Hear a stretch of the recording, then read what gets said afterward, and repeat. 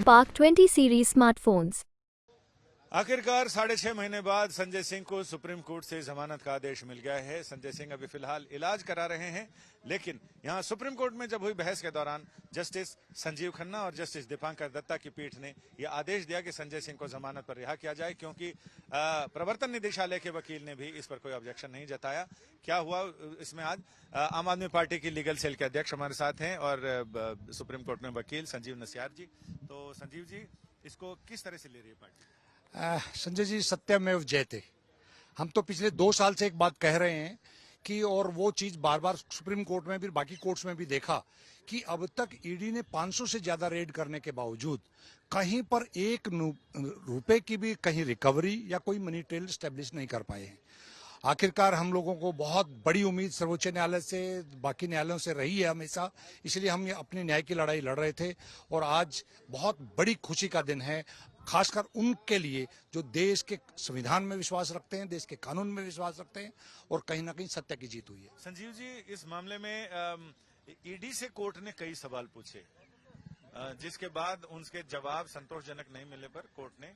पूछा कि इनको जमानत दी जाए, आपका कोई ऑब्जेक्शन है? ईडी ने उस पर कहा कि उन्हें कोई आपत्ति नहीं, उनकी जांच पूरी हो चुकी है। तो इसको बाकी 3 लोग जो शीर्षस्थ नेता आपके हैं वो गिरफ्तार हैं, जेल के अंदर हैं, तो उनकी रिहाई में, उनको जमानत मिलने में क्या ये आदेश, क्योंकि कोर्ट ने कहा कि इसे नजीर नहीं माना जाए, प्रेसिडेंट नहीं माना जाए, तो उसमें इस्तेमाल कर सकते हैं आप उसको? नहीं,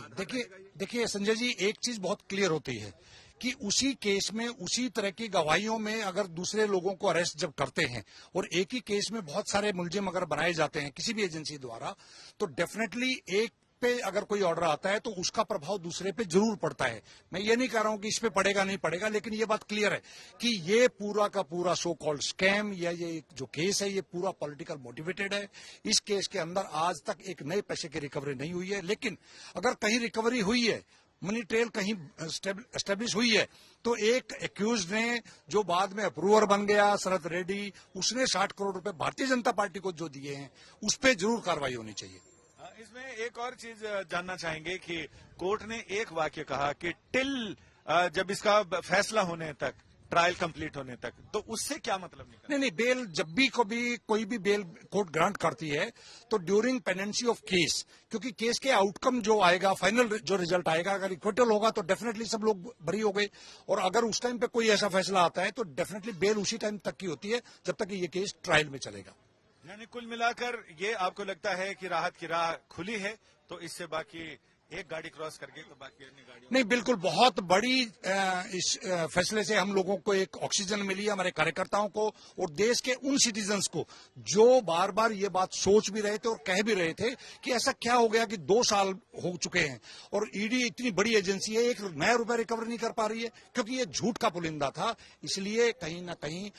ये राहत जो मिली है ये इस तरफ इशारा करती है कि ईडी के पास ड्यूरिंग इन्वेस्टिगेशन अभी तक कुछ भी नहीं है। कानूनी राहत के साथ साथ राजनीतिक राहत भी है, चुनाव सिर पर हैं, आपके शीर्षस्थ बोलने वाले नेता लोग अभी अंदर हैं, तो उसमें संजय सिंह का बाहर आना संकेत है। देखिए, ये बात तो बिल्कुल सही है कि ये बिल्कुल जैसे आजादी की लड़ाई में हमारे शहीद या हमारे जितने भी शूरवीर उस टाइम के नेतृत्व रहा था, जिस तरीके स्वतंत्रता सेनानी जो रहे थे, वो जिस तरीके से जब जेल में जाते तो डेफिनेटली पीछे वाली टीम